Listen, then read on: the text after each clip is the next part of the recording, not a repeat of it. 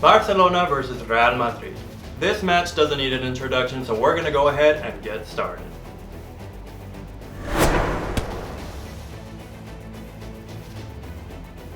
Just before then though, I just want to remind everybody to watch until the end of the video because that is when I will be announcing the winner of our jersey giveaway. And just a heads up to everybody, if I sound kind of funny, I've been fighting a cold for the past couple of days, which I got right after El Clasico, which is just my luck. But we're here, I'm gonna fight through it for you guys. I hope you enjoy the show. On Wednesday, Barcelona hosted Real Madrid in what the world has come to know as El Clasico, which means the Classic. In their past 10 matches at the Camp Nou, Barcelona has won 5, Real Madrid has only managed 2, and there have been 3 ties. So if I was a betting man just going off of history, I would definitely say that Barcelona was the favorite. And just for fun, I wanted to gauge my audience's expectations for the game, and I learned that for every one person who was betting on Real Madrid to win, there were 2 betting on Barca to win instead.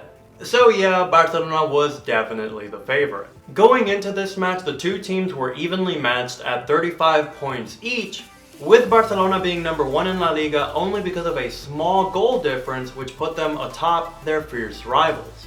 But even after the game, they are both still evenly matched, with neither team being able to get the edge over the other to take the full 3 points to win the game. Both sides actually needed a goal line clearance from their center back in order to keep the score 0-0. And speaking of 0-0, y'all know how much I love numbers and history, so do y'all want to take a guess at when the last time we had a scoreless Clasico?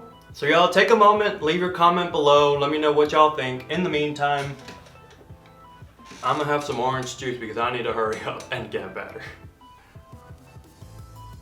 For those historians among you, kudos for your knowledge in La Liga, and for everybody else who's just here to enjoy the show, the last time we had a scoreless Clasico was way back in 2002. Time flies when you're having fun, huh? And while there may not have been any goals, it was tense as El Clasico always is, with the top spot in La Liga hanging in the balance.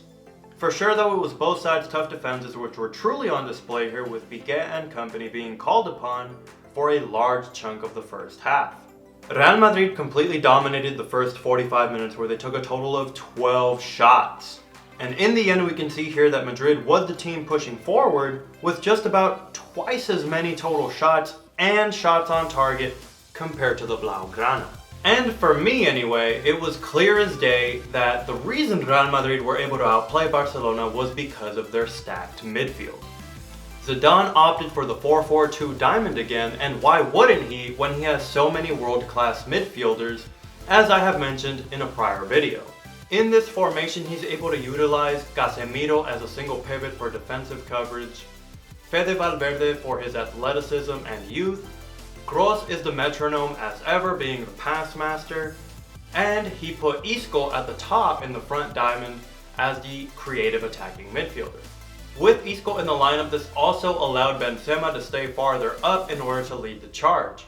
He is in scintillating form right now with 12 goals, which has him tied with Messi for the Pichichi race. I also want to point out how well he used Bale as a defensive backup with Carvajal for any runs that Jordi Alba may have made, because I'm sure most of you know that the Jordi Alba-Messi connection is a deadly one.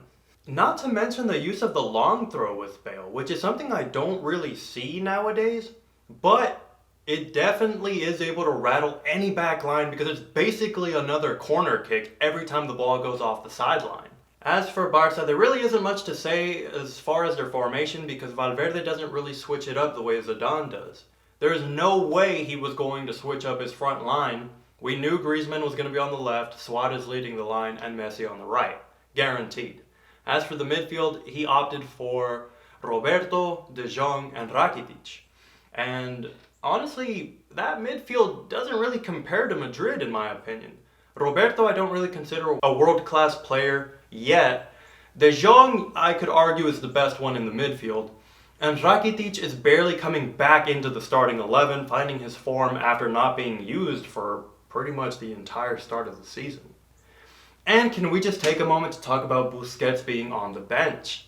Let me know what you guys think, but for me personally, I think it was the right call. Many people have been calling for Busquets to be introduced back into the game, but I feel like he's just too slow now. In the past couple of games, he has been making rookie mistakes, giving plenty of fouls, including a penalty. So for me, I thought it was the right call to not have Busquets in the game. And it's becoming clear as day as well that Griezmann is just not clicking in this Barcelona style of play. He's always bumping into his teammates, he just doesn't know where to run or where to be. And this is obviously hurting Barcelona because let's be honest here, Barcelona looked like a counter-attacking team in their own stadium. So is it any wonder that the Blaugrana fans were whistling and booing, watching Madrid be the aggressor in their own stadium? Again, let me know what you guys think, but that's the way I saw it. So what are my final takeaways from this match? Well, I'm sure most people would agree with me in saying that this tie favors Madrid. The reason for this is because Real Madrid was expected and should have taken the full 3 points since they were playing at home. And, for me anyway, Real Madrid just played better. And this is without Hazard, who was finding his form before his injury. So I honestly feel like Real Madrid can only get better from here if they continue this form, that is. Barcelona were completely outplayed at times and were banking on Ter Stegen to save them, as he has done several times already this season. And while Zidane may have mentioned that tactics aren't exactly his forte, I honestly feel like he's just a better tactician overall compared to Valverde. He chose the correct starting 11 and has rotated his team perfectly, so that everybody is finding their form and confidence. In fact, did y'all know that Zidane is still unbeaten at the Camp Nou? I didn't know that. I hadn't realized that and found that really interesting. It's going to be fun to see how the rest of the season plays out, that's for sure. Barcelona are set to host Alaves, while Real Madrid also plays at home against Athletic Bilbao, which are their final games of the calendar year. And now, I want to announce the winner of our giveaway. I tallied up all of the comments from the videos on Sunday, and there were only 4 comments that separated the winner from the runner-up. As customary around here, I need my drum roll in order to announce the winner. Congratulations to Ivan Palacios. You are the winner with the most comments in the giveaway. Be sure to send me a message on Twitter at VCFootball3 letting me know who your favorite team is and what size jersey you need, and I will be sure to get that to you before the holiday season ends. Thank you to everyone who participated in the giveaway, and I hope you all continue to let me know what you guys think in the comment section below. Doesn't matter what you say, if you just want to give your opinion or if you want to ask me a question, I'm all for it. Please guys, do not let up. Speaking of which, what did y'all think about this match? I know there's been a couple of people on the internet saying that this was a very boring match and that El Clasico just doesn't have the same hype that it used to back in the day.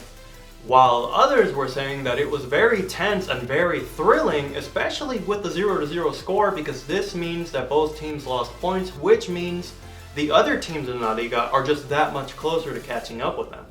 So let me know what you guys think as always. Let's talk football, guys. Thank you so much to everybody. Like and subscribe if you enjoyed the video, and I will catch you guys in the next one as always. Peace.